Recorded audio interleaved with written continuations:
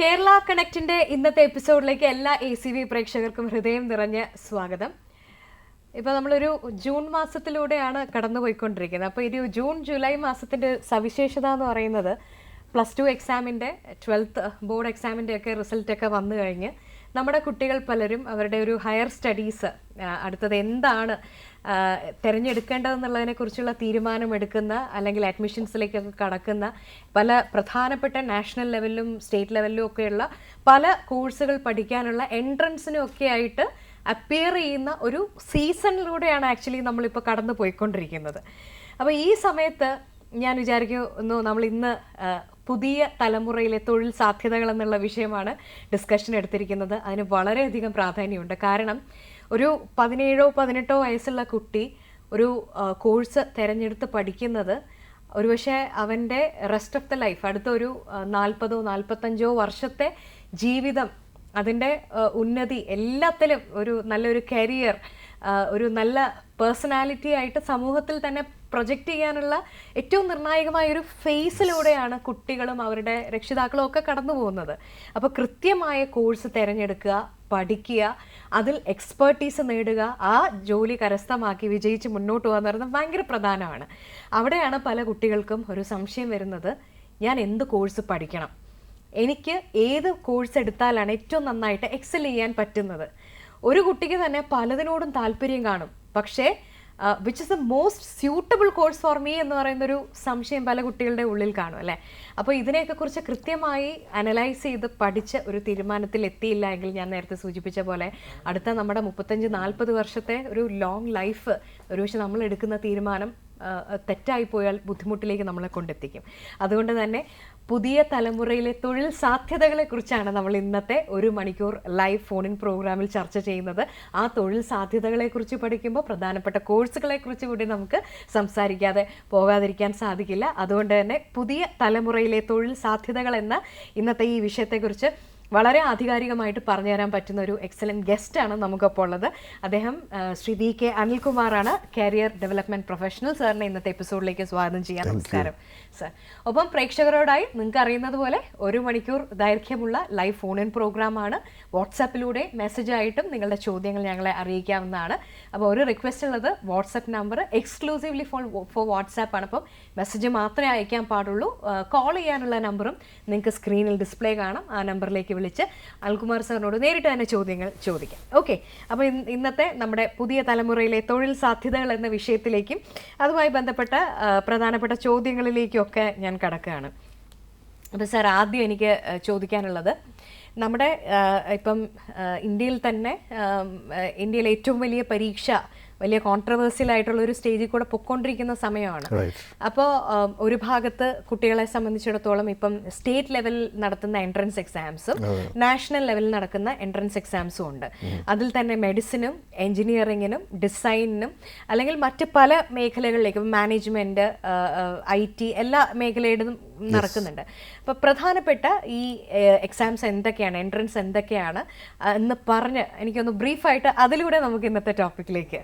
Okay, thank you. Of course, തീർച്ചയായിട്ടും നമുക്ക് പ്രവേശന പരീക്ഷകൾ അല്ലെങ്കിൽ എൻട്രൻസ് ആദ്യമേ ഓർമ്മിക്കാനുള്ളത്, ഒരു എൻട്രൻസ് എക്സാമിനേഷൻ ഒരു ലൈഫിൻ്റെ എൻഡല്ല. It's a part of life or part of study എന്ന് മാത്രമേ അത് കാണാവൂ. അത് അവസാനിക്കുന്നില്ല. നമ്മുടെ ജീവിതത്തിൽ പിന്നെ അങ്ങോട്ട് പോകുമ്പോൾ പല പരീക്ഷണങ്ങളും വരുന്നത് സ്വാഭാവികം മാത്രം. അങ്ങനെ കണ്ടാൽ മതി. നീറ്റ്, JEE, കീം അല്ലെങ്കിൽ അതാത് സ്റ്റേറ്റുകളിലുള്ള എൻട്രൻസ് അല്ലെങ്കിൽ UCD, SEED ഇങ്ങനെയൊക്കെ പറയുന്ന ഒത്തിരി എൻട്രൻസ് എല്ലാവർക്കും പരിചയമാണെങ്കിലും പരിചയമുള്ള ഒരു എൻട്രൻസ് ടെസ്റ്റ് എല്ലാവരും മറന്നു പോകാറുണ്ട്. അതാണ് CUET, കോമൺ യൂണിവേഴ്സിറ്റി അല്ലെങ്കിൽ സെൻട്രൽ യൂണിവേഴ്സിറ്റി എൻട്രൻസ് ടെസ്റ്റ്. വളരെയധികം ഓപ്പർച്യൂണിറ്റികളുള്ള ഇന്ത്യയിലെ പ്രധാനപ്പെട്ട യൂണിവേഴ്സിറ്റികളുടെ അഡ്മിഷന് വേണ്ടിയിട്ട് ഡൽഹി യൂണിവേഴ്സിറ്റി, ജാലിയ മിലിയ ഇസ്ലാമിയ, ബനാറസ് ഹിന്ദു യൂണിവേഴ്സിറ്റി, അങ്ങനെ മുൻപന്തിയിൽ നിൽക്കുന്ന പല യൂണിവേഴ്സിറ്റികളിലും പ്രധാനമായും അഡ്മിഷൻ ലഭിക്കുന്നതിന് വേണ്ടിയിട്ട് എഴുതേണ്ടുന്ന ഒരു ടെസ്റ്റാണ് CUET. ഇത് ഞാൻ പല കുട്ടികളോടും പറയാറുണ്ട്. ഞാൻ ഒന്ന് ഇന്റർഫിയർ ചെയ്യണം, നമുക്കൊരു കോളർ വെയിറ്റിംഗ് ആണ്, അത് അറ്റൻഡ് ചെയ്തിട്ട് നമുക്ക് ഇതിലേക്ക് തന്നെ തിരിച്ചു വരാം. ഹലോ ഹലോ, കേരള കണക്ട് ആരാണ്? എന്റെ പേര് ഹരിനന്ദന. ഞാൻ 10ാം ക്ലാസ് കഴിഞ്ഞ് +2ലേക്ക് പോകുന്ന ഒരു വിദ്യാർത്ഥിയാണ്. ഞാൻ +1 ഹ്യൂമാനിറ്റീസ് ആണ് ചൂസ് ചെയ്തിരിക്കുന്നത്. അപ്പോൾ ഈ ഹ്യൂമാനിറ്റീസിന്റെ ഭാവി സാധ്യതകളെ പറ്റി ഒന്ന് സാർ പറഞ്ഞുതരാമോ? അതിനെപ്പറ്റി ഒന്ന്, അതിലെ ഓപ്പർച്യൂണിറ്റീസ് എന്തൊക്കെയാണെന്നുള്ളത്. പിന്നെ ഞാനിപ്പോ LLB ആണ് ഞാൻ ചൂസ് ചെയ്ത് വച്ചിരിക്കുന്നത്. തീർച്ചയായിട്ടും. ഹരിനന്ദന അല്ലേ പേര്? അതെ. ഹരിനന്ദന എത്ര ഫ്രണ്ട്സ് ഉണ്ട്? ഫ്രണ്ട്സ് ഞാൻ ഇപ്പൊ പോയ സ്കൂളിലോ? അതെ, എത്ര പേര് സാധാരണ ഫ്രണ്ട്സ് ആയിട്ടുണ്ട്? എന്റെ കഴിഞ്ഞ സ്കൂളിൽ ഒരുപാട് പേരുണ്ടായിരുന്നു. പക്ഷെ ഹ്യൂമാനിറ്റീസ് ആണ് ഞാൻ എടുത്തത് കൊണ്ട് ഉണ്ടായിരുന്നു. ഓക്കെ, ഞാൻ ഒരു ജോബ് പേഴ്സണാലിറ്റി ഒന്ന് ക്വിക്ക് അസസ്മെൻറ്റിന് വേണ്ടിയിട്ട് ചോദിച്ചതാണ്. ഒത്തിരി ഫ്രണ്ട്സ് ഉണ്ട്. Very good. അവരോട് എല്ലാവരോടും ഇൻട്രാക്ട് ചെയ്യുമോ? അത്യാവശ്യം. ഇപ്പൊ പോയ സ്കൂളിൽ എനിക്ക് ആദ്യത്തെ ദിവസം പോയപ്പോ ഇച്ചിരി ബുദ്ധിമുട്ടായിരുന്നു, പുതിയ സ്കൂൾ ആയതുകൊണ്ട്. പിന്നെ ഞാൻ ഫുള്ള് ആൾക്കാരായിട്ട് കണക്ട് ആയി.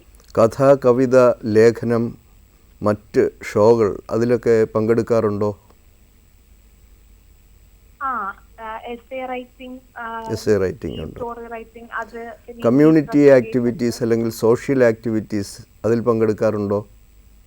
ഞാൻ പണ്ട് ഒരു പ്രോജക്റ്റിന് പങ്കെടുത്തിരുന്നു, ബാലജനഗ്രഹം എന്ന് പറഞ്ഞിട്ട്. നമ്മുടെ സൊസൈറ്റിയിൽ ഒരു പ്രോബ്ലം എടുത്തിട്ട് അതിനെ ഇന്റൻസ്ലി പഠിച്ചിട്ട് അതിന് സൊല്യൂഷൻസ് നമ്മൾ തന്നെ ചെയ്യുന്ന രീതിയിൽ. അപ്പോൾ കുറെ പേര് സൊസൈറ്റി ആ പ്രോബ്ലത്തിനെ പറ്റി അവെയർ ആക്കി അവരെ തിരുത്താനായിട്ടുള്ള കാര്യങ്ങൾ ഞാൻ ചെയ്തിരുന്നു. വായന? അത്യാവശ്യം ബുക്കൊക്കെ വായിക്കും. ഏറ്റവും അവസാനം വായിച്ച ബുക്ക്? ഞാൻ വായിച്ചത് ആൻ ഫ്രാങ്കിന്റെ ഡയറി വായിക്കും. Very good. That's all. You can go for humanities. ഹ്യൂമാനിറ്റീസിൻ്റെ സാധ്യതകൾ എന്ന് പറയുന്നത് അനന്തമായ സാധ്യതയാണ്. പൊതുവേ നമ്മൾ ഹ്യൂമാനിറ്റീസ് എന്ന് പറയുമ്പോൾ നമ്മുടെ ഒരു ധാരണ, അത് പരമ്പരാഗതമായി വന്ന ധാരണയാണ്, പഠിക്കാൻ മോശമായ കുട്ടികൾക്ക് ഹ്യൂമാനിറ്റീസ് നല്ലതാണ് എന്ന് പണ്ട് മുതലേ ഉള്ള ഒരു ധാരണയിൽ വന്നു ചേർന്ന്. പക്ഷേ അങ്ങനെയല്ല. ഒരു കുട്ടിക്ക് തൻ്റെ തൊഴിൽ ജീവിതത്തിലായാലും വിദ്യാർത്ഥി ജീവിതത്തിലായാലും അത്യാവശ്യം വേണ്ടുന്ന 8 or 9 ഇൻ്റലിജൻസസ് ഉണ്ട്. ഇതിൽ ഓൾമോസ്റ്റ് എല്ലാ ഇൻ്റലിജൻസസും ഉള്ള ഒരു കുട്ടിക്ക് ഹ്യൂമാനിറ്റീസിൽ പഠിച്ച് നല്ല ഉയർന്ന നിലയിൽ എത്താൻ സാധിക്കും. ഇനി നമുക്ക് ചോദ്യത്തിൻ്റെ യഥാർത്ഥ ആക്ച്വലായിട്ടുള്ള ആൻസറിലേക്ക് വരുമ്പോഴത്തേക്കും ഇൻ്റർനാഷണൽ ലെവൽ ഹ്യൂമാനിറ്റീസിന് പോകാൻ പറ്റും. യുണൈറ്റഡ് നേഷൻസിൽ തൊഴിൽ കണ്ടെത്താൻ സാധിക്കും. വേൾഡ് ലെവലിലുള്ള എല്ലാ നോൺ ഗവൺമെൻറ് ഓർഗനൈസേഷൻസിലും നമ്മൾ ശ്രമിച്ചാൽ നമുക്ക് ചെന്നെത്താൻ പറ്റും.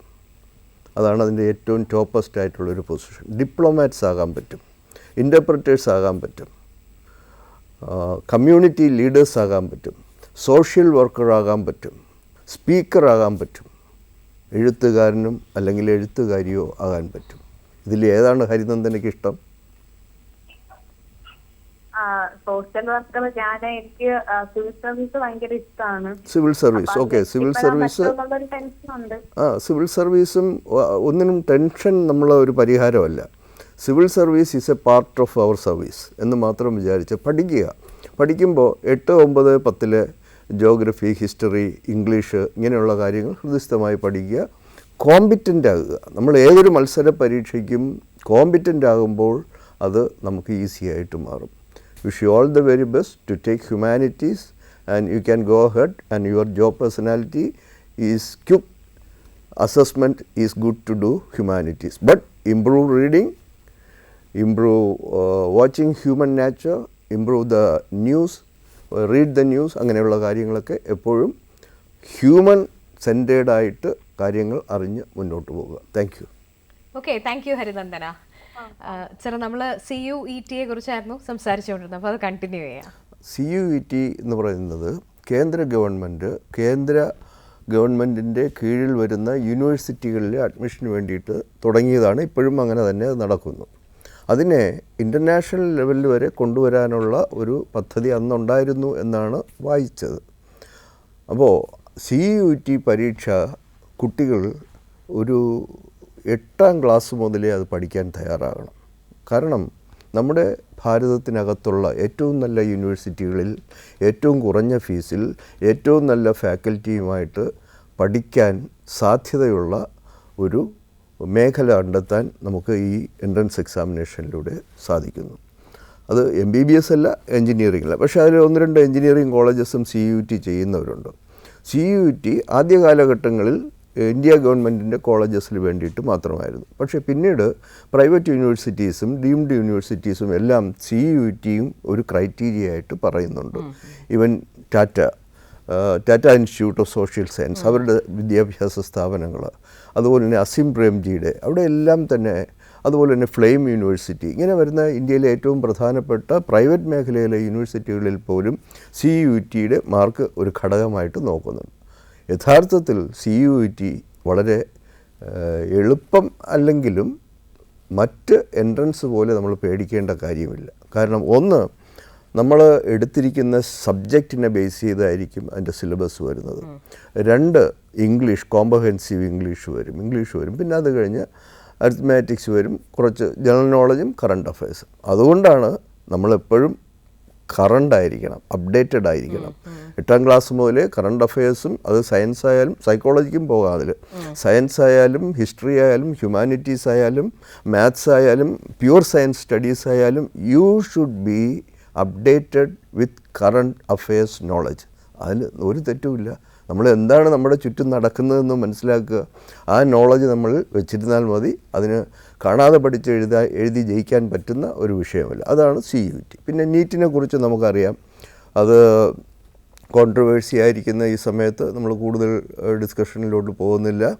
പിന്നെ JEE പ്രിലിംസും ഉണ്ട്, അതിൻ്റെ അഡ്വാൻസും ഉണ്ട്. അതിലൂടെ കേരളത്തിൽ നിന്ന് വരുന്ന അനേകം കുട്ടികളുണ്ട്. എനിക്ക് വന്നൊരു കുട്ടി, അവൻ ഒരു ട്യൂഷന് പോലും പോകാതെ അവൻ പ്രിലിംസിലേക്ക് വന്നു. അത് കേരളത്തിലെ ഒരു ഗ്രാമപ്രദേശത്തു നിന്നാണ് വന്നത്. അപ്പോൾ അങ്ങനെ പഠിച്ചാൽ കുട്ടികൾക്ക് ചെന്നെത്താവുന്ന അനേകം മേഖലകളുണ്ട്. അതുപോലെ തന്നെ ഡിസൈനിങ്ങിൽ താല്പര്യമുള്ള കുട്ടികൾ, നമ്മൾ ഡിസൈനിങ്ങിൽ താല്പര്യമുള്ള ഒരുപാട് കുട്ടികളെ ഒരു കാലഘട്ടത്തിന് ശേഷം ഒരു ജനറ്റിക്കൽ ചേഞ്ച് പോലെ നമുക്ക് കാണാൻ സാധിക്കുന്നു. പക്ഷേ അവർക്ക് പ്രത്യേകിച്ച് നമ്മുടെ നാട്ടിൽ വലിയ പ്രോത്സാഹനം കിട്ടുന്നില്ല. അതിന് ഒരുപാട് അവസരങ്ങളുണ്ട്. ഇപ്പോൾ മീഡിയ, അതുപോലെ തന്നെ വിഷ്വൽ എഫക്ട്സ്, അതുപോലെ തന്നെ വിഷ്വൽ മീഡിയാസ്, പ്രിൻറ്റ് മീഡിയാസ്. ഇപ്പോൾ പ്രിൻറ്റ് മീഡിയയിൽ പോലും ഒരുപാട് പഠിക്കാനുള്ള അവസരങ്ങളുണ്ട്. ടൈംസ് ഓഫ് ഇന്ത്യയുടെ ഒരു കോളേജുണ്ട്, ബെന്നറ്റ് യൂണിവേഴ്സിറ്റി. അവിടെ പോയി പഠിക്കാൻ കഴിവുള്ള കുട്ടികൾ നമ്മുടെ ഇടയിൽ പക്ഷേ അറിയത്തില്ല. അപ്പോൾ അതുകൊണ്ട് നമ്മൾ പല എൻട്രൻസുകളെയും നമ്മൾ കാണേണ്ട രീതിയിൽ കാണുക. എൻട്രൻസിന് പഠിക്കാൻ പോകുമ്പോൾ മറ്റൊരു കാര്യം കൂടെ എൻ്റെ അനുഭവത്തിൽ നിന്ന് പറയാൻ പറ്റുന്നത്, ഒരു 10 മുതൽ 20% മാർക്ക് വരെ കുട്ടികൾക്ക് കിട്ടാതെ പോകുന്നതിൻ്റെ കാരണം എക്സാം സ്കില്ലുകളില്ലാത്തത് കൊണ്ടാണ്. അവർക്ക് കൺസെപ്റ്റ് അറിയാം, സബ്ജക്റ്റ് അറിയാം, പക്ഷേ പരീക്ഷാ സമയത്ത് എങ്ങനെ ടൈം മാനേജ് ചെയ്യണം, ക്വസ്റ്റ്യൻ വായിച്ചാൽ എങ്ങനെ മനസ്സിലാക്കണം, എങ്ങനെ കോംപ്രഹെൻസീവായിട്ട് എഴുതണം, പിന്നെ ഐഡൻറ്റിഫൈ ചെയ്യുന്നത് എങ്ങനെ, ഇവർ റോട്ട് മെമ്മറിയിൽ നിന്നുകൊണ്ട് മുന്നോട്ട് വരുന്നവരാണ്. കൺസെപ്റ്റുവൽ സ്റ്റഡിയിലൂടെ, സിസ്റ്റമാറ്റിക് സ്റ്റഡിയിലൂടെ നമുക്ക് നീറ്റായാലും കീമായാലും ഇതര എൻട്രൻസ് എക്സാമിനേഷൻസ് ആയാലും നമ്മൾ കോമ്പീറ്റൻ്റ് ആകുക, ഒരു വ്യക്തിത്വം അതിനു വേണ്ടി ഡെവലപ്പ് ചെയ്യുക എന്നുള്ളതാണ്. അല്ല പരീക്ഷയ്ക്ക് വേണ്ടിയിട്ട് നമുക്കത് പഠിച്ച് ഡെവലപ്പ് ചെയ്ത് വരാമെന്ന് പറയുമ്പോൾ അതിൽ ചില അപാകതകൾ വരും. But we should be competent enough to place our knowledge when and where it is required. അതാണ് വേണ്ടത്. സർ, ഈ നാഷണൽ ഇൻസ്റ്റിറ്റ്യൂട്ട് ഓഫ് ഡിസൈൻ പോലുള്ള സ്ഥാപനങ്ങളിൽ പഠിക്കാൻ അപ്പം ഏത് എൻട്രൻസ്? UCD അല്ലെങ്കിൽ സീഡ് അല്ലെങ്കിൽ അതത് ഇൻസ്റ്റിറ്റ്യൂട്ട് നടത്തുന്ന എൻട്രൻസ് എക്സാമിനേഷനുണ്ട്. ഇപ്പോൾ കേന്ദ്ര ഗവൺമെൻറ് പുതിയൊരു ഇൻസ്റ്റിറ്റ്യൂട്ട് തുടങ്ങിയിട്ടുണ്ട്, Indian institute of creative studies, creative design എന്ന് പറഞ്ഞിട്ട്. അതിന് വലിയ പ്രാധാന്യം കൊടുത്ത് അത് മുംബൈയിലാണ് തുടങ്ങിയിരിക്കുന്നത്. അവിടെ എത്തുന്നതിനും ഈ ക്രിയേറ്റീവ് ക്ലാസ്സസിന് അല്ലെങ്കിൽ കോഴ്സസിന് പോകുന്ന കുട്ടിക്ക് ടെസ്റ്റ് ഉണ്ടാകും. ആ ടെസ്റ്റ് ക്രിയേറ്റിവിറ്റിയെക്കുറിച്ച് തന്നെയാണ്. 3D മോഡലിങ്ങോ അല്ലെങ്കിൽ സ്കെച്ചസോ, ഇതിനെല്ലാത്തിനും ഉപരിയായിട്ട് ഞാൻ പല കുട്ടികളിലും കണ്ടിട്ടില്ലാത്ത ഒരു വലിയ ഡിഫക്റ്റ് എന്ന് പറഞ്ഞാൽ they never make a portfolio. അവരെക്കുറിച്ചൊരു പോർട്ട്ഫോളിയോ അവരെപ്പോഴും, പ്രത്യേകിച്ച് ക്രിയേറ്റീവ് മേഖലയിലോട്ട് പോകുന്ന കുട്ടികൾക്ക് ഉണ്ടാകണം, എല്ലാവർക്കും ഉണ്ടാകണം. ഒരു പോർട്ട്ഫോളിയോ ഡെവലപ്മെൻ്റ് ഇല്ല. പോർട്ട്ഫോളിയോ എന്ന് പറയുമ്പോഴത്തേക്കും നമ്മൾ കഴിഞ്ഞ കാലങ്ങളിൽ കുഞ്ഞുനാൾ മുതലേ നമ്മൾ ആരായിരുന്നു, നമ്മൾ എന്തായിരുന്നു, അത് ചെയ്ത കാര്യങ്ങൾ എന്തൊക്കെയാണ്, അത് ഡോക്യുമെൻ്റ് ചെയ്ത് ലേറ്റസ്റ്റ് ടെക്നോളജി ഉപയോഗിച്ചോ അല്ലെങ്കിൽ ഫോർമാറ്റിലോ അത് ഡെവലപ്പ് ചെയ്ത് വെക്കണം. കാരണം ഓരോ യൂണിവേഴ്സിറ്റികളിൽ ചെല്ലുമ്പോൾ പേഴ്സണൽ ഇൻ്റർവ്യൂ ഉണ്ടാവും, ഈ പോർട്ട്ഫോളിയോ മോണിറ്ററിങ്ങും ഉണ്ടാവും. സാറേ, നമ്മളിപ്പം ഈ കീമിനെ കുറിച്ചും അതുപോലെ ഇപ്പം എഞ്ചിനീയറിംഗ് മെഡിസിനുമായിട്ട് ബന്ധപ്പെട്ടതിനെക്കുറിച്ച് കൺവെൻഷണൽ ആയിട്ടുള്ള കോഴ്സുകളെ കുറിച്ച് സംസാരിച്ചു. നമ്മൾ വിട്ടുപോയ ഒരു ഏരിയ എനിക്കൊന്ന് ലോയുമായിട്ട് ബന്ധപ്പെട്ട് ഇപ്പം ദേശീയ തലത്തിലാണെങ്കിൽ ഇപ്പോൾ ക്ലാറ്റും അതുപോലെ കേരളത്തിൽ ക്ലീ പോലുള്ള, അപ്പോൾ അതിൻ്റെ ഒരു പ്രിപ്പറേഷനെ കുറിച്ചും കൂടി ഒന്ന് പറഞ്ഞിട്ട് അടുത്ത ചോദ്യത്തിലേക്ക്. നിയമത്തിനെ ബേസ് ചെയ്ത് നമ്മൾ എൻട്രൻസിന് പോകുമ്പോൾ ക്ലാറ്റ് നാഷണൽ ലോ യൂണിവേഴ്സിറ്റീസ് നടത്തുന്ന എക്സാമിനേഷനുണ്ട്. അതിനും മുന്നേ പ്രിപ്പയർ ചെയ്യണം. അതിലും വരുന്ന 2 കാര്യങ്ങളുണ്ട്. കുറച്ച് അരിത്തമാറ്റിക്സ് വരും, കുറച്ച് ഇംഗ്ലീഷ് വരും, പിന്നെ ലോ സബ്ജക്റ്റ് പ്രത്യേകമായി പഠിക്കും. അത് പഠിച്ചെടുക്കാവുന്നതേ. Current affairs of course, current അഫയേഴ്സും ജനറൽ നോളജും ഉണ്ട്. അപ്പോൾ അത് പഠിച്ചെടുക്കാവുന്നതേ ഉള്ളൂ അതിന് താല്പര്യമുള്ള കുട്ടികൾക്ക്. ഇത് ഏത് വിഷയത്തിലോട്ട് നമ്മൾ പോകുമ്പോഴും നമ്മൾ ഓർമ്മിക്കാനുള്ള ഒരു കാര്യം എന്ന് പറഞ്ഞാൽ, am I really fit for that? ഞാനിതിന് റിയലി ഫിറ്റാണോ? അപ്പോൾ അല്ലെങ്കിൽ എന്ത് പറ്റും? സ്റ്റഡീസ് പറയുന്നത് ഒരാൾ ഒരു കരിയർ തിരഞ്ഞെടുത്താൽ അയാളുടെ ജീവിതത്തിൽ 90,000 മണിക്കൂറാണ് ആ കരിയറിൽ നിൽക്കുന്നത്. ആ തിരഞ്ഞെടുപ്പ് കഴിഞ്ഞാൽ 90,000 മണിക്കൂറിലേക്ക് കാൽ വെച്ച് കയറുമ്പോഴത്തേക്കും തന്നെ വൈമുഖ്യം തോന്നിയാൽ, വിരസത തോന്നിയാൽ ജീവിതം മുഴുവനും വിരസതയുള്ളതായി പോകും. അതുകൊണ്ട് find yourself, am I fit for this? അതിന് ഞങ്ങൾ അസസ്മെൻറ്റ് ടെസ്റ്റ്, 2 അസസ്മെൻറ്റ് ടെസ്റ്റ് ചെയ്യാറുണ്ട്. ഒന്ന് ഇന്ത്യയിലത്, ഒന്ന് UK-ൽ. 2 അസസ്മെൻറ്റ് ടെസ്റ്റ് ചെയ്യും. More than that we will give counselling, that is discussions with the parents, students and their relatives and their history. എന്നിട്ട് നമുക്ക് is he fit for that എന്ന് പറയാൻ പറ്റും, അല്ലെങ്കിൽ is she fit for that എന്ന് പറയാൻ പറ്റുള്ളൂ. അതുകൊണ്ട് ലോയ്ക്ക് അതുപോലുള്ള എൻട്രൻസ് ഉണ്ട്. അതിന് പഠിക്കേണ്ടുന്ന സിലബസ് ഇങ്ങനെയാണ്. അത് അത്ര പ്രയാസമുള്ളതല്ല. നമുക്ക് അതിനൊരു ടാലൻ്റ് ഉണ്ടെങ്കിൽ, ഇംഗ്ലീഷ് വേണം കേട്ടോ, ടാലൻ്റ് ഉണ്ടെങ്കിൽ അതിനൊക്കെ ഇപ്പോൾ ആ ടെസ്റ്റുകൾ എഴുതിയാൽ നമുക്ക് ജയിക്കാൻ പറ്റുന്നത്. അതിലും ഒരു കുഴപ്പം, സമയമുണ്ട്, പറഞ്ഞോട്ടെ. പെട്ടെന്ന് ഒരു കോളർ വെയിറ്റിംഗ് ആണ്, അപ്പോൾ ഒന്ന് അത് കഴിഞ്ഞിട്ട് നമുക്ക് പറയാം. യെസ് സർ, ഒരു കോൾ, അപ്പം നമുക്ക് കോളിലേക്ക് പോവാം. ഹലോ ഹലോ, കേരള കണക്ട്, ആരാണ്? കോട്ടയത്ത് നിന്നാണ് വിളിക്കുന്നത്, സൂരജാണ്. ഓക്കെ. പുതിയ തലമുറയിലെ തൊഴിൽ സാധ്യതകളെ കുറിച്ചാണ് നമ്മൾ സംസാരിച്ചുകൊണ്ടിരിക്കുന്നത്. അനിൽകുമാർ സാറിന്റെ സംസാരിച്ചോളൂ. സൂരജ് പറഞ്ഞോളൂ.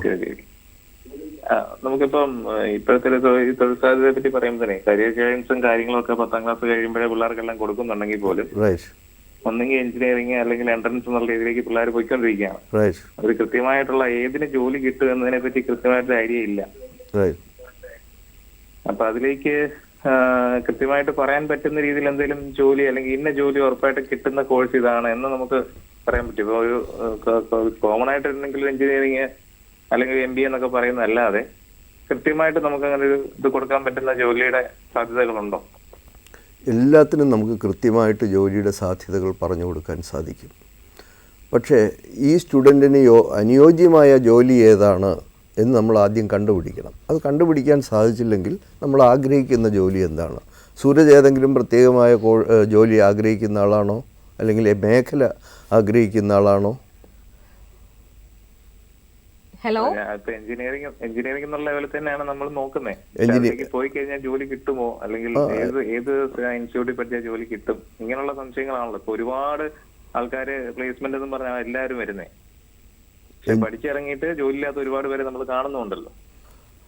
നമ്മൾ ഏത് കോഴ്സിന് പോയാലും ജോലി ഉണ്ടാക്കിയെടുക്കേണ്ടുന്ന കടമ നമ്മളെ വ്യക്തിത്വത്തിനാണ്. എല്ലാ കോളേജിലും മിക്കവാറും ഒക്കെ പ്ലേസ്മെൻറ്റ് ഡ്രൈവൊക്കെ നടക്കുന്നുണ്ട്. പക്ഷേ അതിൽ നമ്മൾ മുന്നേറി വരുന്നത് എങ്ങനെയാണ്? നമ്മുടെ കോമ്പിറ്റൻസി കൂട്ടിക്കൊണ്ടാണ്. അപ്പോൾ ആദ്യം മുതലേ അതിൻ്റെ കൺസെപ്റ്റ് പഠിക്കുക, അതിൻ്റെ റിയൽ ടൈം ആക്ടിവിറ്റീസിനെ കുറിച്ച് പഠിക്കുക. അങ്ങനെയുള്ള കാര്യങ്ങൾ പഠിച്ച് നമ്മൾ മുന്നോട്ട് വരുമ്പോൾ ഈ പ്ലേസ്മെൻറ്റ് ഡ്രൈവിന് വരുന്ന എക്സാമിനേഷന് അല്ലെങ്കിൽ ഇൻ്റർവ്യൂവിന് നമുക്ക് മുന്നോട്ട് വരാൻ സാധിക്കും. ഏറ്റവും ബേസിക്കായിട്ട് കമ്മ്യൂണിക്കേഷൻ സ്കിൽ ഇമ്പ്രൂവ് ചെയ്യുക. ഇൻ്റർവ്യൂവിന് വിളിക്കുമ്പോൾ ശരിക്കും കാര്യം അറിയാമെന്നുള്ള കുട്ടികൾ പോലും കമ്മ്യൂണിക്കേറ്റ് ചെയ്യാതെ പിന്നോട്ട് പോകുന്നുണ്ട്. അപ്പോൾ എഞ്ചിനീയറിങ്ങിൽ നമുക്ക് ഏറ്റവും കൂടുതൽ തൊഴിൽ സാധ്യതയുള്ള ഒരു മേഖല എന്ന് പറയാവുന്നത്, ഇപ്പോഴുള്ള ഏറ്റവും കൂടുതൽ ജോബ് മാർക്കറ്റിൽ ഡിമാൻഡുള്ളത് കമ്പ്യൂട്ടർ സയൻസാണ്. കമ്പ്യൂട്ടർ സയൻസിൽ ഒരുപാട് ബ്രാഞ്ചസ് ഉണ്ട്. കമ്പ്യൂട്ടർ സയൻസാണ് പെട്ടെന്ന് പറയാൻ പറ്റും. മെക്കാനിക്കൽ എഞ്ചിനീയറിങ്ങിലും ജോലി കിട്ടും, ഇലക്ട്രിക്കൽ ഇലക്ട്രോണിക്സ് എഞ്ചിനീയറിങ്ങിലും ജോലി കിട്ടും. പക്ഷേ വളരെ വ്യാപകമായി ഉള്ളത് കമ്പ്യൂട്ടർ സയൻസ്, പിന്നെ കമ്പ്യൂട്ടർ സയൻസ് അതിനോടൊപ്പം AI പഠിച്ചു വരാമെന്ന് പറയുന്നത് AIയുടെ ഒരു ഇൻഫോർമേറ്റീവ് നോളജാണ് നമ്മൾ ഒരു ബേസിക്കായിട്ട് BTechന് പഠിക്കുമ്പോൾ AIയുടെ ഇത് കിട്ടുന്നത്. അത് ഇൻഫർമേഷൻ നമുക്ക് കിട്ടുന്നത്. അതിനെ പിന്നെ നമ്മൾ എക്സ്റ്റെൻഡ് ചെയ്ത് പഠിക്കുമ്പോൾ അതിൻ്റെ കൂടെ ആഡ് ഓൺസ്, പിന്നെ ഈ പഠിക്കുമ്പോൾ തന്നെ നമ്മുടെ സ്കില്ലുകളെ ഇമ്പ്രൂവ് ചെയ്യാൻ വേണ്ടിയിട്ട് ഒത്തിരി ഗവൺമെൻറ് കോഴ്സുകളും നോൺ ഗവൺമെൻറ് ഇൻസ്റ്റിറ്റ്യൂഷൻ്റെ ഓൺലൈൻ കോഴ്സുകളും ഒക്കെ ഉണ്ട്. അത് ഒരു ജോലി കിട്ടാൻ വേണ്ടിയിട്ടല്ല, നമ്മൾ പഠിക്കുന്ന വിഷയത്തിൽ അറിവ് നേടാനും ആ നേടിയ അറിവിനെ നാളെ പൊതു നന്മയ്ക്കായിട്ട് for a pressing need of the society ഞാൻ പരിഹരിക്കാൻ തയ്യാറായി പഠിക്കണം എന്ന ഒരു ബോധവും കൂടെ വന്ന് മുന്നോട്ട് പോയാൽ നല്ലൊരു ഡ്രൈവ് ഉണ്ടാകും. ജോലി കിട്ടുന്നത് സ്വമേധാ കിട്ടിക്കോളും. ആ ഒരു ഡ്രൈവ് കുട്ടിക്കുണ്ട്. ജോലി ഇവിടെ ഉണ്ട്, ജോലി ഇല്ലാതില്ല. തൊഴിൽ മേഖല അല്ലെങ്കിൽ തൊഴിലില്ലാത്തവരുടെ മേഖല മുൻകാലത്തെ അപേക്ഷിച്ച് വളരെ കുറവാണ്. ബട്ട് സ്കിൽഡ് ആകുക. ഇപ്പോൾ ഡിഗ്രിയുടെ ഒരു സർട്ടിഫിക്കറ്റ് കൊണ്ട് ജോലി കിട്ടുന്ന കാലഘട്ടം കഴിഞ്ഞു പോയി. നിങ്ങൾക്ക് ഡിഗ്രിയുടെ സർട്ടിഫിക്കറ്റ് ഉണ്ട് എങ്കിൽ നിങ്ങളൊരു തൊഴിലിലോട്ട് വരുമ്പോൾ ആ തൊഴിൽ ചെയ്യാൻ അറിയാമെങ്കിൽ മാത്രമേ അതിലേക്ക് നമ്മളെ സെലക്ട് ചെയ്യത്തുള്ളൂ. സോ റിയൽ ടൈം നോളജാണ് ഇപ്പോൾ ഏറ്റവും കൂടുതൽ ആവശ്യമായിട്ട് വരുന്നത്. അതുകൊണ്ട് ജോലി കിട്ടും. ഏത് സബ്ജക്റ്റ് വേണോ പഠിച്ചോ, നമുക്ക് ജോലി കിട്ടും. പക്ഷേ പഠിക്കേണ്ട ട്രാക്കിൽ പഠിക്കണം. പോകേണ്ടുന്ന നല്ല കോളേജുകളിൽ പഠിക്കുക. കോളേജുകളിൽ നിന്ന് പ്ലേസ്മെൻറ്റ് വരും. സാധാരണ കോളേജുകളിലും പ്ലേസ്മെൻറ്റ് വരും. പക്ഷേ കുറച്ചുകൂടെ അപ്ഗ്രേഡ് ചെയ്തിരിക്കുന്ന കോളേജുകളിൽ കുറച്ചുകൂടെ അപ്ഗ്രേഡായിരിക്കുന്ന കമ്പനികൾ വരും എന്നുള്ളതേ ഉള്ളൂ. പക്ഷേ അതിനു വേണ്ടി നമ്മൾ അല്ല പഠിക്കേണ്ടത്. കുട്ടികൾ പഠിക്കുമ്പോൾ അവർ ആ വിഷയം പഠിക്കുക. ആ വിഷയം പഠിച്ചു കഴിഞ്ഞാൽ അത് ജീവിതത്തിൽ എങ്ങനെ പ്രയോജനപ്പെടുത്താൻ സാധിക്കും, അല്ലെങ്കിൽ ഞാൻ പഠിക്കുന്നത് എവിടെ അപ്ലൈ ചെയ്യാൻ സാധിക്കും എന്ന ഒരു ചിന്തയിൽ പഠിച്ചു കഴിഞ്ഞാൽ പഠിക്കുന്നത് പ്രയോജനം ഉണ്ടാകും, അതിന് പ്രതിഫലവും ലഭിക്കും. Okay, thanks for calling. Thank you sir. നമ്മൾ നേരത്തെ ഈ കോമ്പറ്റേറ്റീവ് എക്സാംസിനെ കുറിച്ച് ഇപ്പം പ്രത്യേകിച്ച് ലോയുടെ കാര്യമാണ് സംസാരിച്ചത്. ലോയ്ക്ക് നമ്മൾ പഠിക്കുമ്പോൾ പ്രധാനമായിട്ടും ലാംഗ്വേജ് കോമ്പിറ്റൻസി വേണം. രണ്ടാമത് ജനറൽ നോളജ് വേണം, കറണ്ട് അഫയേഴ്സ് വേണം, ന്യൂമറിക്കൽ സ്കില്ല് വേണം, കോംപ്രഹെൻസീവ് നോളജ് വേണം. ഇതിനെല്ലാം ഉപരി നമുക്ക് സമയത്ത് പരീക്ഷ എഴുതാനുള്ള എക്സാം സ്കില്ല് വേണം. ഞാൻ അതിൻ്റെ ഒരു ഉദാഹരണമാണ് ഞാൻ പറഞ്ഞു വരുന്നത്. ഒരു സ്റ്റുഡൻറ്റ് സ്വന്തമായിട്ട് ക്ലാറ്റ് പഠിച്ച് നാഷണൽ യൂണിവേഴ്സിറ്റിയിൽ അഡ്മിഷൻ കിട്ടി. നിർമ്മയിലാണ് കിട്ടിയത്. നിർമ്മ അറിയാലോ, നിർമ്മ വാഷിംഗ് സോപ്പ് എന്ന് പറയുന്ന അതിൻ്റെ ഉപജ്ഞാതാവിന് ഇപ്പോൾ സർവകലാശാലയുണ്ട്. വളരെ പ്രസിദ്ധമായതും നല്ല ഗ്രേഡുള്ളതുമാണ്. അവിടെ ജോലി അവിടെ അഡ്മിഷൻ കിട്ടിക്കഴിഞ്ഞപ്പോഴത്തേക്കും ഒരു 2 ആഴ്ചക്കകം ഈ കുട്ടി ഡിപ്രസ്ഡായി. ആ കോഴ്സ് നിർത്തി തിരിച്ചു വരേണ്ടി വന്നു. കാരണം അവൻ്റെ പഠിത്തത്തിനോടൊപ്പം അവൻ്റെ ആ competency, critical thinking, skill development, അല്ലെങ്കിൽ അവൻ്റെ അനലിറ്റിക്കൽ മൈൻഡ്, അല്ലെങ്കിൽ അവൻ്റെ പേഴ്സണാലിറ്റി ഡെവലപ്പ് ചെയ്തില്ല. അപ്പോൾ ഒരു എൻട്രൻസ് ക്വാളിഫൈ ചെയ്തു, പക്ഷേ കിട്ടിയ കോഴ്സിനൊപ്പം ഓടി എത്താൻ പറ്റുന്നില്ല എന്ന് പറയുന്ന ഒരു ക്രൈസിസ്. അതെ, അങ്ങനെ ഒരു ക്രൈസിസും ഉണ്ട്. അതിന് വേറെ ഒരുപാട് റീസൺസ് ഉണ്ട്, നമുക്ക് ഇപ്പോൾ ഡിസ്കസ് ചെയ്യാൻ സമയമില്ല. ഒരു കോളർ കൂടി വെയിറ്റിംഗ് ആണ്. ഹലോ, കേരള കണക്ട് ആരാണ്? അനു, പുതുതലമുറയിലെ തൊഴിൽ സാധ്യതകളെ കുറിച്ചാണ് അനിൽകുമാർ സർ സംസാരിക്കുന്നത്. ചോദ്യം ചോദിച്ചോളൂ. സാറേ, മോന് +1 ആണ് പഠിക്കുന്നത്. +1, ഓക്കെ. അതെ.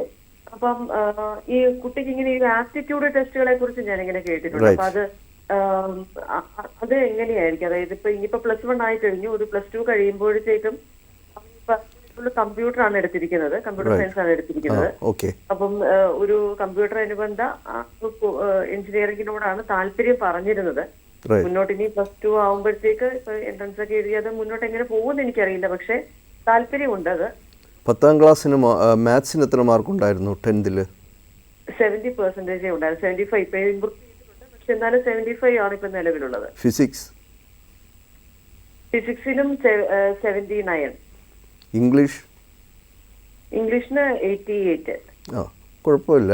നമ്മൾ ഒരു മാർക്കിൻ്റെ അടിസ്ഥാനത്തിലല്ല നമ്മൾ പല കാര്യങ്ങളും ചെയ്യുന്നത്. മാഡം പറഞ്ഞു തുടങ്ങിയതുപോലെ ഒന്ന് കുട്ടിയൊന്ന് മനസ്സിലാക്കാൻ വേണ്ടി മാർക്ക് ചോദിച്ചു എന്നുള്ളതേ ഉള്ളൂ. മാഡം പറഞ്ഞു തുടങ്ങിയത് തന്നെയാണ് അതിൻ്റെ ആൻസർ. ഒരു ആപ്റ്റിറ്റ്യൂഡ് ടെസ്റ്റ്, ആപ്റ്റിറ്റ്യൂഡ് മാത്രമല്ല, job personality, career interest, aptitude, interest, passion, ഇതെല്ലാം ആ ടെസ്റ്റിൽ വരും. അതിന് മൊത്തത്തിൽ നമ്മൾ സൈക്കോമെട്രിക് ടെസ്റ്റ് എന്ന് പറയും. ഈ സൈക്കോമെട്രിക് ടെസ്റ്റിൽ ഇതിൻ്റെ ആൻസേഴ്സ് എല്ലാം നമുക്ക് കിട്ടും. നമുക്ക് തിരഞ്ഞെടുക്കാനുള്ള മേഖലകൾ ഏതായിരുന്നു നല്ലത് എന്ന് നമുക്ക് ആ ടെസ്റ്റിലൂടെ മനസ്സിലാക്കാൻ സാധിക്കും. അത് ഒരു ജയവും തോൽവിയും ഉള്ള ഒരു ടെസ്റ്റല്ല. കുറച്ച് ക്വസ്റ്റ്യൻസ് കൊടുത്തിട്ട് ഞാൻ ഏറ്റവും ഇൻട്രസ്റ്റഡ് ആണ്, ഞാൻ ഇൻട്രസ്റ്റഡ് അല്ല, I like this, I don't like this, I like this in a mediocre, ഒരു മിഡിൽ ലെവൽ അല്ലെങ്കിൽ എക്സ്ട്രീം ലെവൽ, എനിക്ക് ഒട്ടും ഇഷ്ടമല്ല, ഇങ്ങനെയൊക്കെ എഴുതുന്നതാണ് ഒരു അസസ്മെൻറ്റ് ടെസ്റ്റ് എന്ന് പറയുന്നത്. അങ്ങനെ ശാസ്ത്രീയമായി ചെയ്യുന്ന പല അസസ്മെൻറ്റ് ടെസ്റ്റും ഉണ്ട്. എവിടെയാണ് സ്ഥലം? ഞാൻ പാലായാണ്. അവിടെ ഏതെങ്കിലും കരിയർ ഗൈഡൻസ് സെൻ്ററിലോ സ്കൂളിലോ സ്ഥാപനങ്ങളിലോ അന്വേഷിച്ചാൽ ഇതിൻ്റെ ലിങ്ക് കിട്ടും. അതല്ല എങ്ങനെയാണ് ആവശ്യം അതനുസരിച്ചിട്ട് അതിന് വേണ്ടിയിട്ട് മുന്നോട്ട് പോയി ഒരു ടെസ്റ്റ് ചെയ്ത് മനസ്സിലാക്കുന്നത് നല്ലതാണ്. ടെസ്റ്റ് ചെയ്യുന്ന അതോ നമ്മളൊരു +2 കഴിയുന്ന സമയത്താണോ? ഞാൻ അതിനെക്കുറിച്ച് കൂടുതലായിട്ടൊന്നും അന്വേഷിച്ച് തുടങ്ങിയിട്ടില്ല. പ്രത്യേകിച്ച് നമ്മൾ ഫോഴ്സ് ചെയ്യുമ്പോഴാണ് ആള് കൂടുതൽ പഠിക്കാൻ താല്പര്യപ്പെടാറുള്ളത്. അപ്പൊ ഈ നമ്മൾ എഞ്ചിനീയറിംഗിനാണെങ്കിലും അതിന്റെ എൻട്രൻസ് എക്സാംസിനൊക്കെ ഇപ്പോഴേ കൊണ്ട് ചേർത്ത് കഴിഞ്ഞാൽ +2ന്റെ ഇത് കുറയുമോ എന്നുള്ളൊരു ടെൻഷൻ ഉള്ളത് കൊണ്ടാണ് ഞാനിപ്പോ നിലവില് +2 നന്നായി പഠിക്കും എന്നുള്ള രീതിയിലാണ് പോകുന്നത്. ഒന്നാമതായി നമുക്ക് ഇതിന് ടെൻഷൻ വേണ്ട. എന്തിനു ടെൻഷൻ? ഈ ലോകത്ത് മുഴുവനും വിരൽത്തുമ്പിൽ ജോലിയുള്ള ഒരു കാലഘട്ടത്തിലാണ് നമ്മൾ ജീവിക്കുന്നത്. അവർ പഠിച്ചോളും. പുതിയ തലമുറയിലെ കുട്ടികൾ പഠിക്കുന്നവരാണ്, മിടുക്കരാണ്. അവർ യഥാർത്ഥ വഴിയിലൂടെ പറഞ്ഞു വിടുക എന്നുള്ളത് മാത്രമേ ഉള്ളൂ. അപ്പോൾ ഈ ആപ്റ്റിറ്റ്യൂഡ് ടെസ്റ്റ് നടത്തേണ്ടത് +2 കൂടെ കഴിയുന്നതിനാണ് ഇപ്പം തന്നെ നമുക്ക് ചെയ്യണം. കാരണം എന്തെന്നറിയാമോ? ഈ ആപ്റ്റിറ്റ്യൂഡ് ടെസ്റ്റ് കഴിയുമ്പോൾ അതിൽ റെമഡിയൽ ആക്ടിവിറ്റീസ് കൂടെ ഉണ്ടാവും. ഫോർ എക്സാമ്പിൾ, മോന് ഫ്രണ്ട്സ് എത്ര പേരുണ്ട്? ധാരാളമുണ്ട്. ഇപ്പോൾ നമ്മൾ നേരത്തെ പറഞ്ഞപ്പോൾ മാത്സിന് എത്ര മാർക്ക് ഉണ്ടായിരുന്നു? 75 ആകുമ്പോൾ നമ്മൾ ഇമ്പ്രൂവ് ചെയ്യണം. അപ്പോൾ അത് ന്യൂമറിക്കൽ സ്കില്ല് ഇമ്പ്രൂവ് ചെയ്യാനുള്ളതാണ്. ന്യൂമറിക്കൽ സ്കില്ല് ഇമ്പ്രൂവ് ചെയ്യുന്നതിനുള്ള റെമഡിയൽ ആക്ടിവിറ്റീസ് ഉണ്ട്. ഈ ടെസ്റ്റിലൂടെ അത് കിട്ടും. ആ ആക്ടിവിറ്റീസ് നമ്മൾ അതിൻ്റെ ഗതി അനുസരിച്ച് ചെയ്യുമ്പോഴത്തേക്കും നമ്മുടെ ബ്രെയിൻ പാറ്റേൺ മാറും, തിങ്കിങ് പവർ മാറും, തിങ്കിങ് പാറ്റേൺ മാറും, ന്യൂമറിക്കൽ ഇൻ്റലിജൻസ് കൂടും. അങ്ങനെ അതിൽ റെമഡിയൽ ആക്ടിവിറ്റീസും കൂടെ ഉള്ളതുകൊണ്ട് എത്രയും പെട്ടെന്ന് ഒരു ആപ്റ്റിറ്റ്യൂഡ് ടെസ്റ്റ് ചെയ്ത് മനസ്സിലാക്കി അതിൻ്റെ റെമഡിയൽ ആക്ടിവിറ്റീസിലോട്ട് ഫോക്കസ് ചെയ്യുക കേട്ടോ. Okay, thanks for calling sir. നമുക്കൊരു ക്വിക്ക് ബ്രേക്ക് എടുക്കാനുള്ള സമയമായിരിക്കണം. അപ്പോൾ ബ്രേക്കിന് ശേഷം വീണ്ടും കാണാം.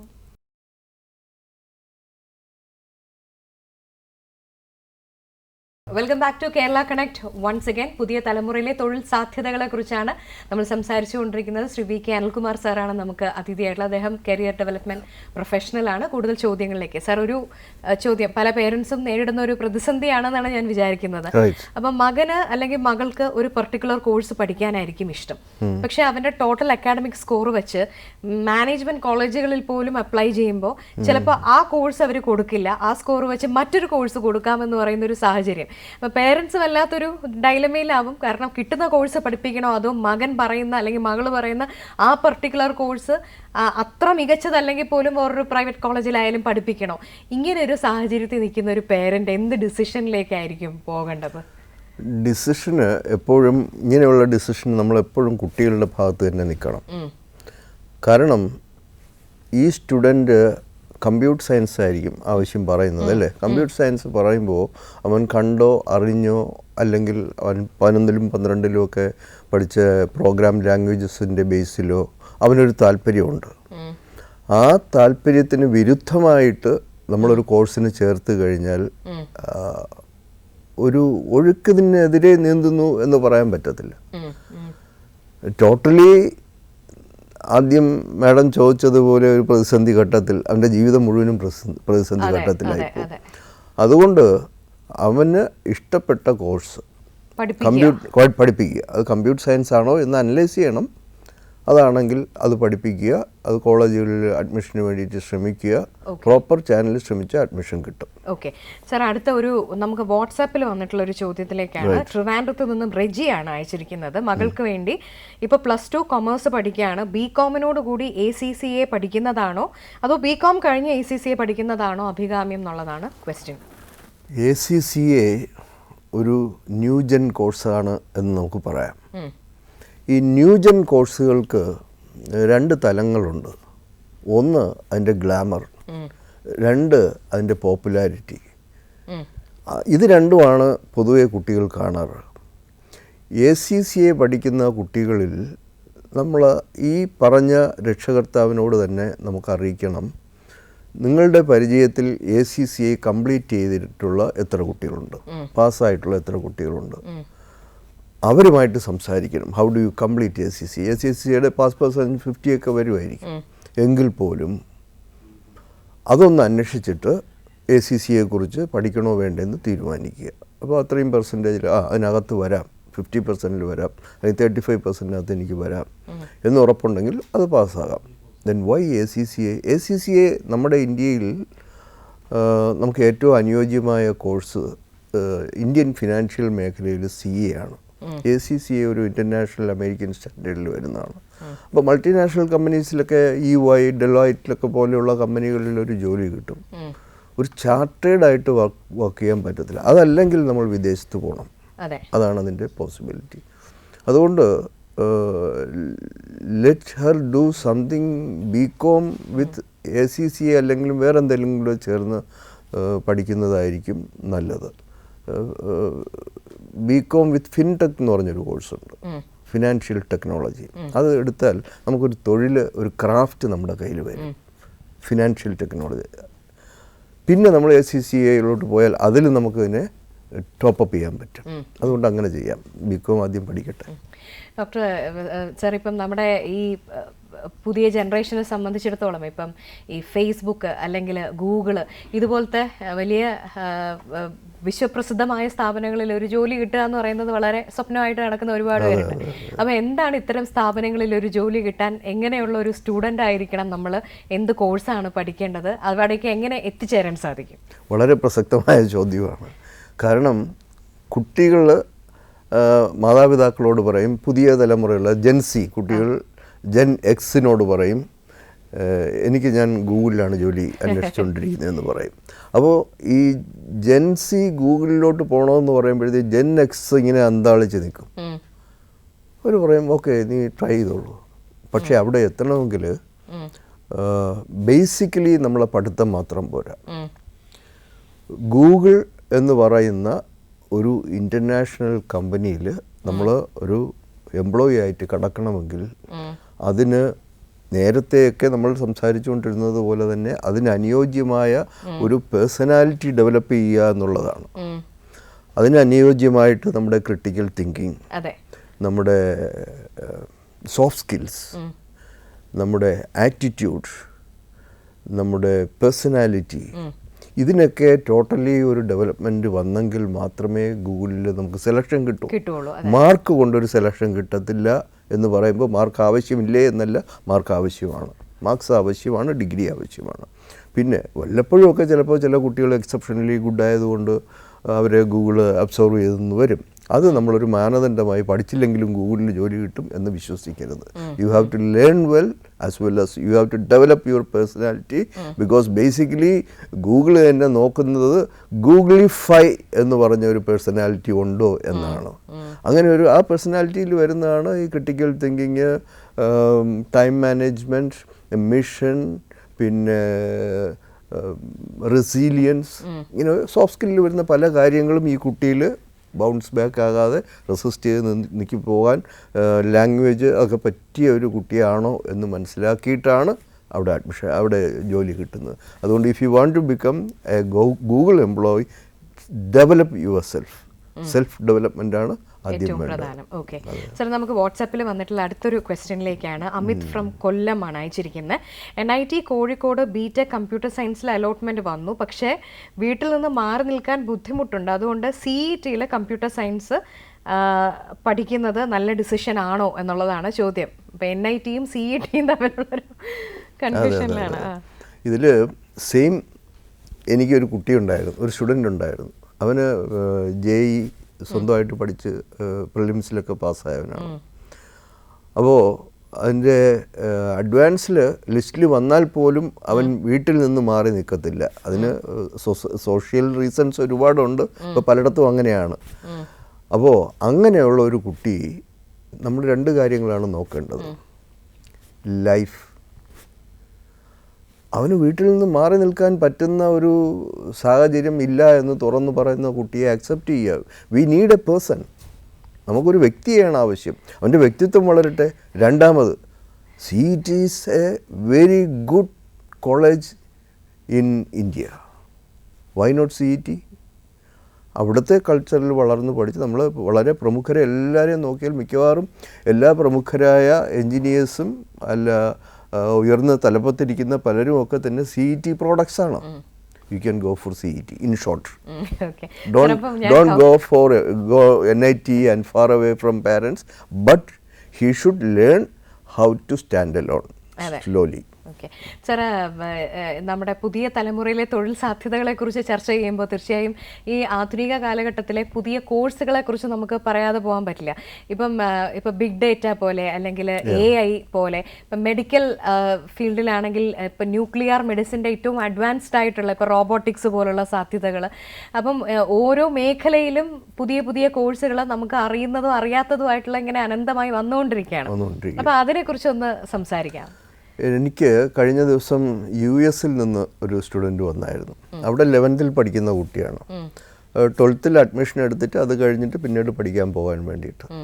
അപ്പോൾ അസസ്മെൻറ്റ് ടെസ്റ്റും ഡിസ്കഷനും കൗൺസിലിങ്ങും ഒക്കെ നടത്തി സംസാരിച്ചപ്പോഴത്തേക്കും ആ കുട്ടി പറയുന്നത്, I want to study neuropsychology. സാധാരണ കുട്ടികളൊക്കെ പറയുന്നത് സൈക്കോളജി. ഇവിടെ നമ്മൾ ഇവിടെയുള്ള കുട്ടികളും പറയും ന്യൂറോ സൈക്കോളജി. ഇവിടെയുള്ള കുട്ടികളെ വേറിട്ട് കാണുകയല്ല. പക്ഷെ ഒരു കുട്ടി എന്നോടങ്ങനെ പറഞ്ഞതുകൊണ്ട് അത് സ്പെസിഫിക്കായിട്ട് ഞാൻ പറഞ്ഞു എന്നുള്ളതേ ഉള്ളൂ. കോമൺ ആയിട്ട് പറയുന്നത് സൈക്കോളജി എടുക്കാം, സൈക്കോളജി എടുത്താലോ നല്ലതല്ലേ എന്നൊക്കെ ചോദിക്കാറുണ്ട്. പക്ഷേ ഇപ്പോൾ ന്യൂജനിലുള്ളവർ കുറച്ചുകൂടെ കാര്യങ്ങൾ മനസ്സിലാക്കിയിട്ട് കുറച്ചുകൂടെ ആഴത്തിൽ പോയിട്ട് മനസ്സിലാക്കിയിട്ടാണ് അവർ ചോദിക്കുന്നത്. അവർ വെറുതെ ചോദിക്കുന്നതല്ല. New gen we have to give due importance. അവരുടെ ഓരോ വാക്കുകൾക്കും അവർക്ക് പ്രാധാന്യം കൊടുക്കുക തന്നെ വേണം. കാരണം അവർ ഒന്നറിഞ്ഞിട്ടാണ് ചോദിക്കുന്നത്. അവരറിയുന്ന മേഖല ചിലപ്പോൾ ഡിജിറ്റൽ മേഖലയായിരിക്കും.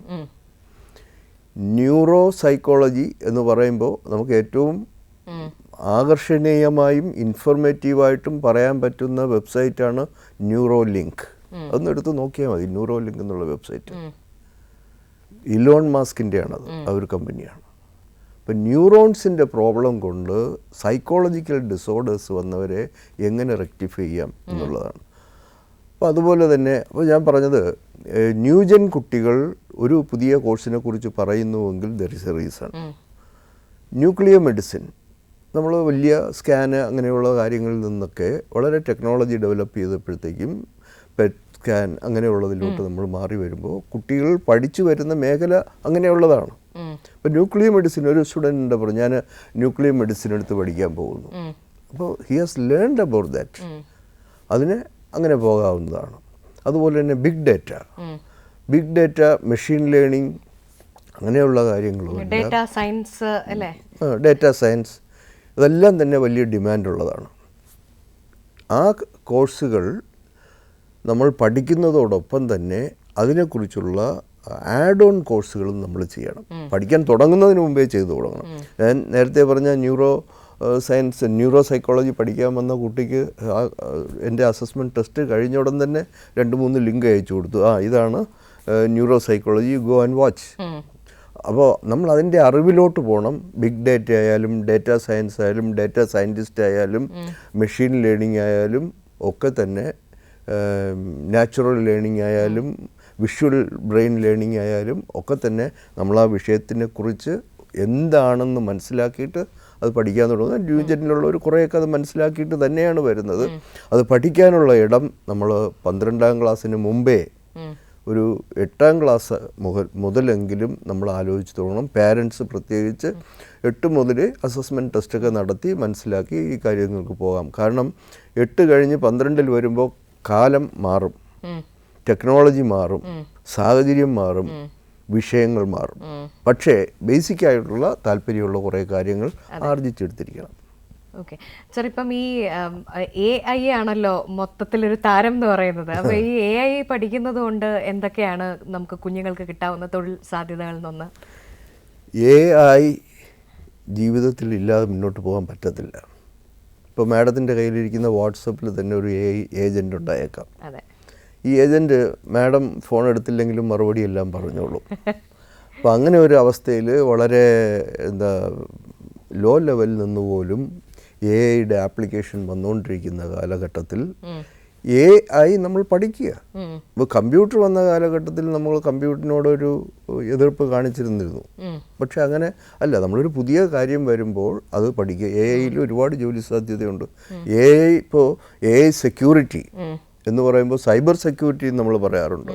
അതുപോലെ തന്നെ AI സെക്യൂരിറ്റി ഇത് ദുർവിനിയോഗം ചെയ്യുന്നുണ്ടോ എന്ന് മനസ്സിലാക്കുന്നതിന് വേണ്ടിയിട്ട് AI analyst, AI policy makers, ഇങ്ങനെ AI-യിൽ AI ആർക്കിടെക്റ്റ്, ഇങ്ങനെ AI-യിൽ അനേകം ജോലി സാധ്യതകളുണ്ട്. You learn it is nothing a big deal. കാരണം AI പഠിപ്പിക്കാൻ ലോകത്ത് ഒരുപാട് പേര് മുന്നോട്ട് വരുന്നുണ്ട്. ഇടയ്ക്ക് ദുബായ് ഗവൺമെൻറ് ഒരു online course 1 million prompt engineers എന്ന് പറഞ്ഞിട്ട് അനൗൺസ് ചെയ്തായിരുന്നു. 1 മില്യൺ പ്രോംപ്റ്റ് ആർക്ക് വേണമെങ്കിലും കയറി കുറേ കാര്യങ്ങൾ പഠിക്കാം. ബേസിക് ആയിട്ടുള്ള കുറേ കാര്യങ്ങളാണ്. അപ്പോൾ ഞാനും അതിൽ ജോയിൻ ചെയ്തു. I also completed that course. അപ്പോൾ അത് ആർക്കും പഠിക്കാൻ പറ്റുന്ന AI എന്ന് പറഞ്ഞാൽ നമുക്ക് അന്യമായി നിൽക്കേണ്ടുന്ന ഒരു കാര്യമില്ല. നമ്മൾ അതിലോട്ട് ഇഴുകിച്ചേർന്ന് നമ്മളത് പഠിക്കുക എന്നുള്ളത് മാത്രമേ ഉള്ളൂ. New gen will follow that. Sir, അതുപോലെ ഈ agriculture, climate change, fisheries, marine related ആയിട്ടുള്ള കാര്യങ്ങൾ, ഇതൊക്കെ ഒരുപാട് സാധ്യതയുള്ള മേഖലകളാണ്. പക്ഷേ ഏത് എക്സ്റ്റെൻറ്റ് വരെയാണ് അതിൻ്റെ സാധ്യത, അതിലേക്ക് എങ്ങനെ പോകണം എന്ന് ആശയക്കുഴപ്പമുള്ള ഒരുപാട് പേര്. അതുപോലെ എക്കണോമിക്സ് റിലേറ്റഡ് ആയിട്ടുള്ള, ഫിനാൻസ് റിലേറ്റഡ് ആയിട്ടുള്ള, അപ്പോൾ ഇതിനെക്കുറിച്ചൊക്കെ കൂടി ഒന്നൊരു നമുക്ക് പരിചിതമല്ലാത്ത മേഖലകളിലാണ് നമുക്ക് ഈ ആശങ്ക നിലനിൽക്കുന്നത്. ഇപ്പോൾ marine, Indian institute of marine ഉണ്ട്. അവിടെ പോയി പഠിക്കാൻ പറ്റുമോ? കഴിഞ്ഞ ദിവസം ഒരു കുട്ടിയോട് ഞാൻ പറഞ്ഞു, അവനതിൽ ഇൻട്രസ്റ്റഡ് ആയിട്ട് പോകാൻ പറ്റുന്ന കുട്ടിയാണ്, പക്ഷേ ഡേറ്റ് കഴിഞ്ഞു പോയി. അപ്പോൾ നമ്മൾ നേരത്തെ പ്ലാൻ ചെയ്യണം. ഫിഷറീസ്, നമ്മൾ ഫിഷറീസ് എഞ്ചിനീയറിംഗ് കോളേജുണ്ട്, ഫിഷറീസ് ഇൻസ്റ്റിറ്റ്യൂട്ട് ഉണ്ട്, ഫിഷറീസ് സ്കൂളുണ്ട്. I have went to fisheries school for a class. അപ്പോൾ അവിടെ നിന്നേ ഇത് തുടങ്ങണം. ഇത് ഫിഷറീസ് ആകുമ്പോഴത്തേക്കും ആയാലും മറൈൻ എഞ്ചിനീയറിംഗ് ആയാലും നമുക്കതിൻ്റെ ഏറ്റവും ഉയർന്ന നിലയിൽ എൻജിനീയേഴ്സായിട്ടോ ആർക്കിടെക്ട്സായിട്ടോ അല്ലെങ്കിൽ ഡിസൈനേഴ്സായിട്ടോ അല്ലെങ്കിൽ സപ്പോർട്ടിംഗ് സ്റ്റാഫുകളായിട്ടോ ഒക്കെ ജോലി സാധ്യത ഒരുപാടുണ്ട്. റിസർച്ചാണ് കൂടുതലും ഈ മറൈനിലൊക്കെ വരുന്നത്. റിസർച്ച് ബേസ്ഡ് ആയിട്ടുള്ള ഇൻക്യൂസിറ്റീവ്നെസ് ഉള്ള ആൾക്കാർക്ക് മറൈൻ നല്ലതാണ്, ഫിഷറീസ് നല്ലതാണ്. നാച്ചുറലിസ്റ്റിക് ഇൻ്റലിജൻസ് ഉള്ളവർക്ക് ഫിഷറീസ് നല്ലതാണ്. പിന്നെ എക്കണോമിക്സും ഒരു വൈഡ്ലി ഡെവലപ്പിംഗ് സബ്ജക്റ്റാണ്. എക്കണോമിക്സ് നമ്മൾ പഠിക്കുമ്പോൾ നമ്മളതിന് ഫിറ്റാണോ എന്ന് നോക്കുക, ഓഫ് കോഴ്സ്. പക്ഷേ പഠിക്കേണ്ടുന്ന കോളേജ്, വെറുതെ എക്കണോമിക്സ് പഠിച്ചാൽ it is just A knowledge. ഈ എക്കണോമിക്സ് എങ്ങനെ ആപ്ലിക്കബിളായിട്ട് മാക്രോ എക്കണോമിക്സ് പഠിച്ച് ഇതിനെന്ത് ജോലിക്ക് അപ്ലൈ ചെയ്യാം. ജോലി മാത്രമല്ല, എക്കണോമിക്സോ അല്ലെങ്കിൽ ഹ്യൂമാനിറ്റീസോ സോഷ്യൽ സയൻസോ പഠിക്കുമ്പോഴത്തേക്കും നമുക്ക് പ്രത്യേകിച്ച് അതിൽ വരുന്ന ഒരു കാര്യം, നമുക്ക് നാളെ സമൂഹത്തിന് കൊടുക്കാൻ അതിലൊരു വിത്തുണ്ട്, ഒരു സൊല്യൂഷനുണ്ട്. ആ സൊല്യൂഷൻ എന്താണ്, നാളെ ഞാനത് ചെയ്യും, അല്ലെങ്കിൽ നാളെ ആ മേഖലയിൽ ഞാൻ പോകും എന്ന് മനസ്സിലാക്കി പഠിച്ചാൽ economics is good. He can go to, ഞാൻ നേരത്തെ പറഞ്ഞതുപോലെ, he can go to international level, national level, but he should also try for CUET. നല്ല കോളേജുകളിൽ വരണമെങ്കിൽ, ഇന്ത്യയിൽ ഏറ്റവും ബെസ്റ്റ് കോളേജുകളിൽ നിങ്ങൾക്ക് ഡൊണേഷൻ കൊടുക്കേണ്ട, നിങ്ങൾക്ക് ക്യാപിറ്റേഷൻ ഫീസ് കൊടുക്കേണ്ട, വലിയ ഫീസ് കൊടുക്കാതെ ഈ CUET ടെസ്റ്റ് 8ാം ക്ലാസ് മുതലോ 9ാം ക്ലാസ് മുതലോ ഒരു കുട്ടിയെ പഠിപ്പിച്ച് ടൈം ചെയ്ത് കൊണ്ടുവന്നാൽ ഈ നീറ്റിൻ്റെ ടെൻഷനൊന്നുമില്ല, മറ്റ് പ്രശ്നങ്ങളൊന്നുമില്ലാതെ നല്ല ഉയർന്ന ഉദ്യോഗങ്ങളിലോ റിസർച്ചേഴ്സായിട്ടോ അല്ലെങ്കിൽ പ്രോബ്ലം സോൾവേഴ്സായിട്ടോ കുട്ടികളെ വാർത്തെടുക്കാൻ നമുക്ക് സാധിക്കും.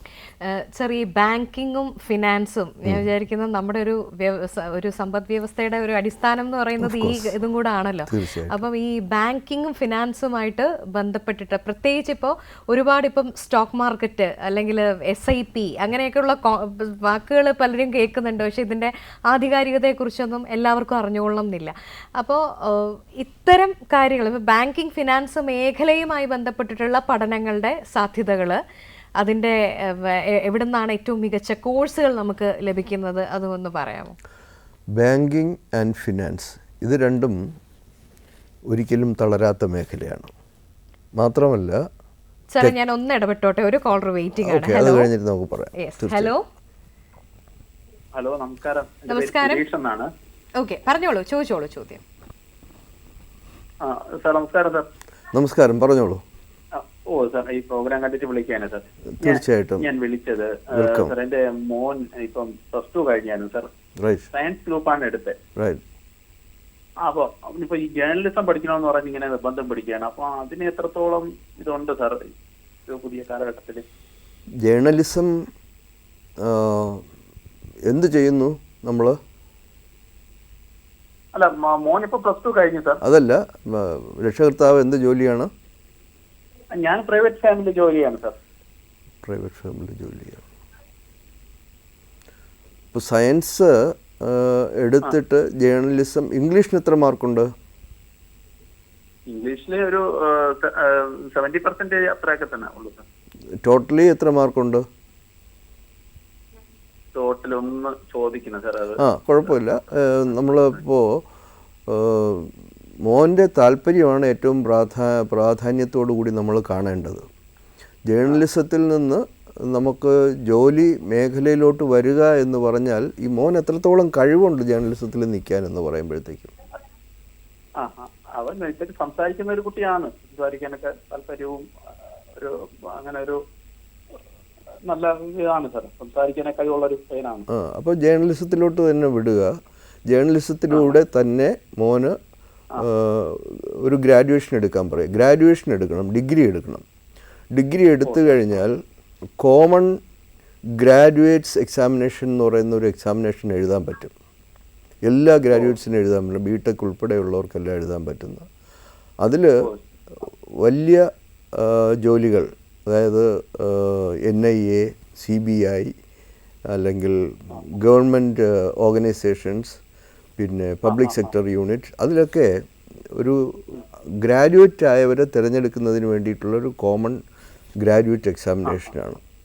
ഏതെങ്കിലും മോന് ഹ്യൂമാനിറ്റീസ് അല്ലെങ്കിൽ ലിറ്ററേച്ചറാണ്, അല്ല ഇപ്പോൾ ജേർണലിസം, ലിറ്ററേച്ചർ എടുക്കാൻ പറയൂ. ലിറ്ററേച്ചറിൽ ജേർണലിസം ഉണ്ടല്ലോ.